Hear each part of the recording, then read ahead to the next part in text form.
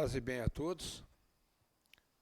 Nós estamos rogando ao nosso Pai que possa estar nos iluminando, nos intuindo, nos fortalecendo, principalmente aos nossos entendimentos do estudo do Evangelho. Hoje nós iremos comentar um trecho do capítulo 16, que é o 8º item, desigualdade das riquezas. A desigualdade das riquezas é um dos problemas que, em vão, se procuram resolver quando se considera apenas a vida atual.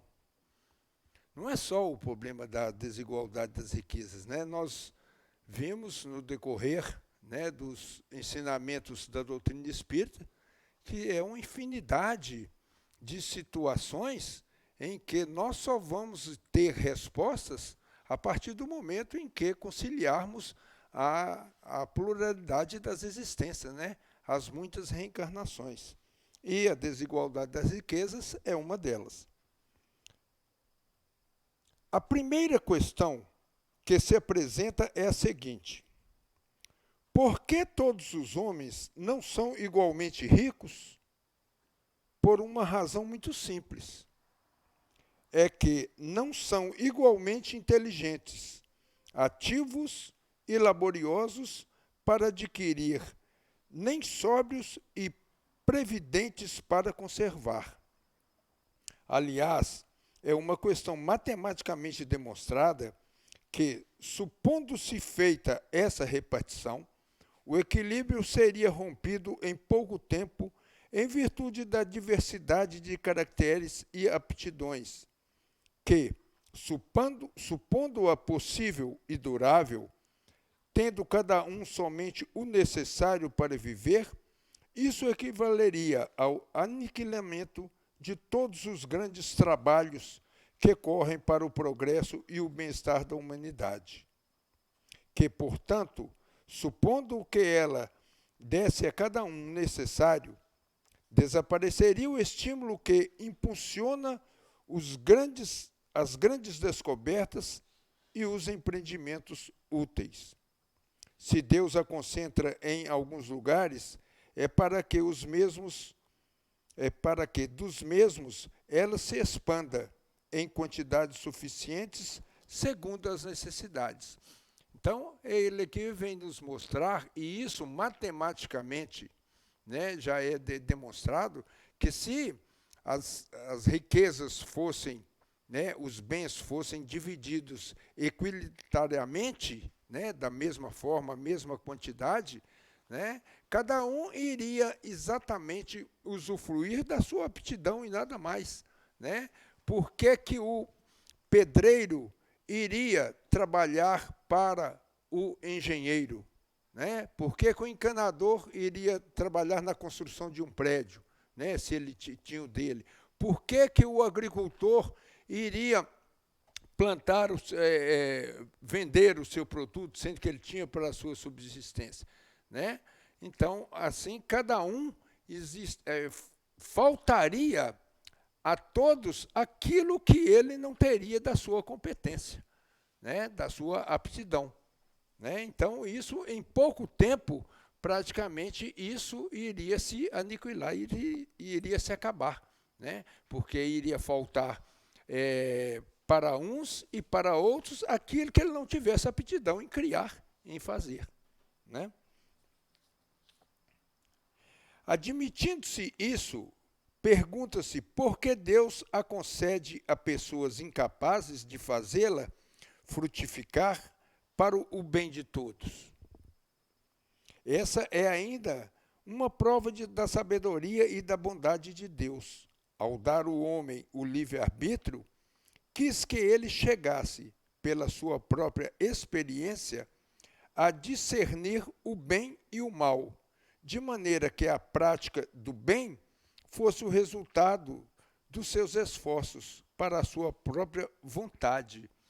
Então, aqui ele vem nos dizer que é dado essa faculdade para que exatamente através do livre-arbítrio que cada um tem, ele possa usufruir desse bem ou dessa condição que ele tem provisoriamente, né, porque é emprestado tudo o que recebemos, é um empréstimo de Deus, né, aquilo não é nosso, tanto prova que nós não levamos isso quando desencarnamos, tudo fica, inclusive o nosso próprio corpo, né?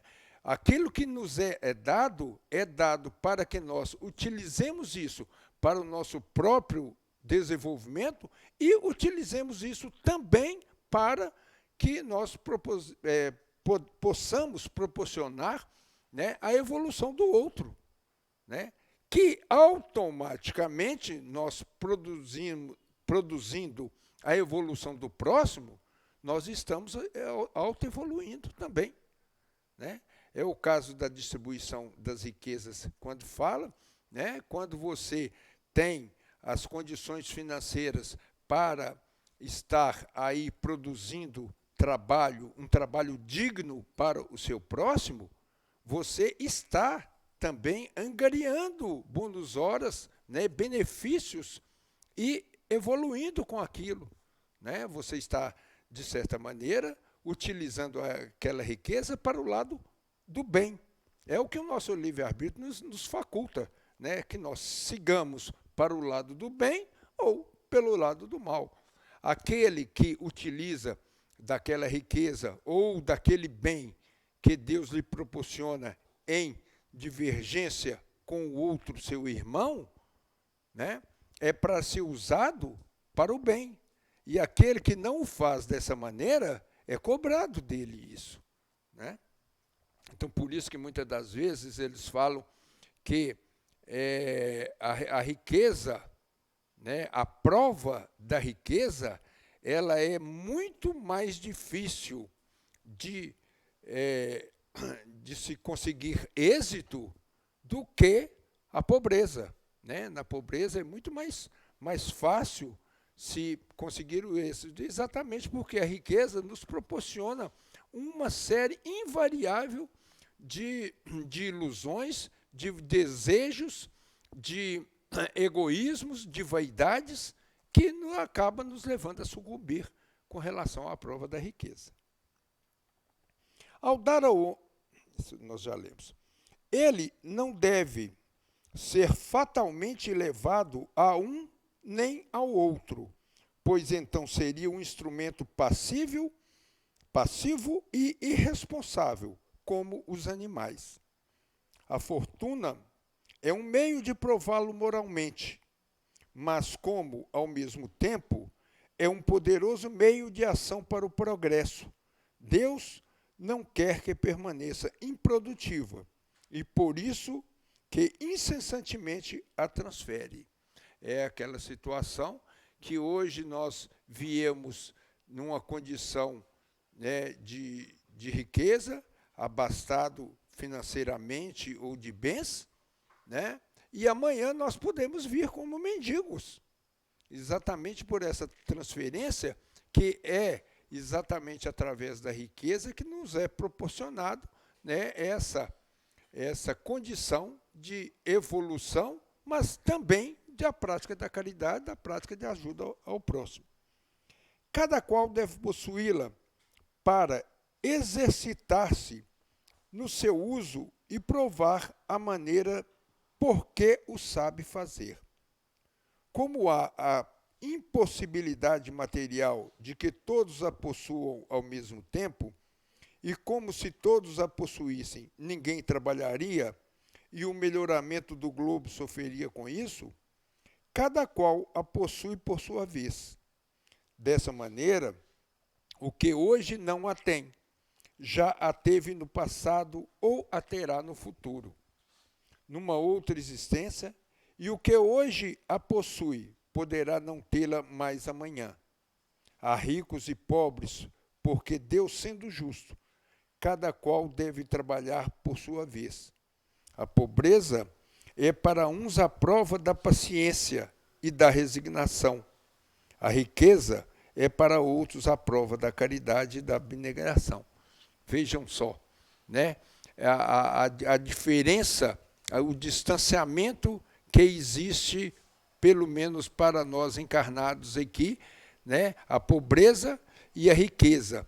Mas a finalidade, ela é equilitária, ela é a mesma, né? A finalidade com que se proporciona a riqueza é exatamente para que ele possa ter a oportunidade e a execução da caridade e a abnegação para com seu próximo, né? A da pobreza, né, vai proporcionar uma resignação, né, muito maior e uma paciência muito grande àquele que a detém.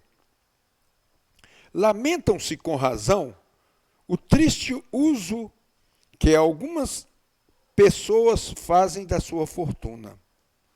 As ignóbeis paixões que a cobiça desperta, e pergunta-se se Deus é justo ao dar a riqueza a tais pessoas. É claro que se o homem só tivesse uma existência, nada justificaria semelhante repartição dos bens terrenos. Mas, se em lugar de uma limitar vida ao presente, limitar sua vida ao presente, considerar-se o conjunto das existências, vê-se que tudo se equilibra com justiça. O pobre não tem, portanto, motivo para acusar a previdência, nem para invejar os ricos, e esses não o têm para se vangloriarem do que possuem. Se, por outro lado, esses abusam da fortuna, não será através de decretos nem de leis suntuárias que se poderá remediar o mal.